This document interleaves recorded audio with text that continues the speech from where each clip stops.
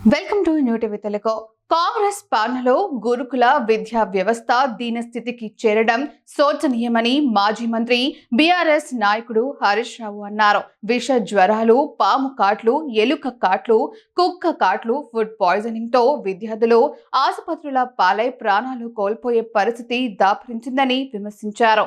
గురుకులాల్లో పనిచేస్తున్న 2500 మంది కాంట్రాక్ట్ అవుట్ సోర్సింగ్ సిబ్బందికి 2 నెలల నుంచి జీతాలు ఇవ్వని దుస్థితి అని హరీష్ రావు విమర్శించారు.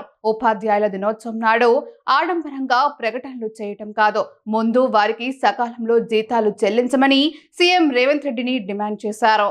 ముఖ్యమంత్రి రేవంత్ రెడ్డి స్వయంగా నేనే ఇక నుంచి గురుకులాలు పర్యవేక్షిస్తానని చెప్పిన మాటలు నీటి మూటలు అయ్యాయని విమర్శించారు. కల్తీ ఆహారం పెడితే జైలుకే అని ఇచ్చిన ప్రకటనలు గాలి మాటలు అయ్యాయని అన్నారు.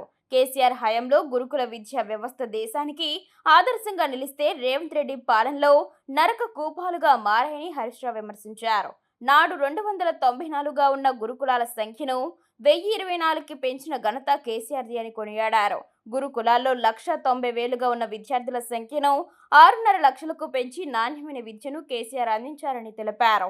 విద్యపై చేసే వ్యయాన్ని క్యాపిటల్ ఇన్వెస్ట్మెంట్ గా భావించిన కేసీఆర్ గురుకులాలకు అత్యంత ప్రాధాన్యత ఇచ్చారని పేర్కొన్నారు. కానీ కాంగ్రెస్ 22 నెలల పాలనలో గురుకులాల ఖ్యాతి అధః పాతాళానికి దిగజారిందని అన్నారు. ఇది మీ అసమర్థత పాలనకు మరో నిదర్శనమని పేర్కొన్నారు. గురుకులాలంటే ఎందుకు మీకంత చిన్న చూపు అని సీఎం రేవంత్ రెడ్డిని హరీష్ రావు నిలదీశారు.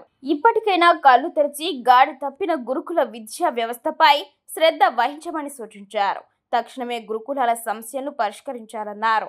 2500 మంది కాంట్రాక్ట్ అవుట్సోర్సింగ్ సిబ్బందికి పెండింగ్ జీతాలను చెల్లించాలని బీఆర్ఎస్ పక్షాన డిమాండ్ చేశారు.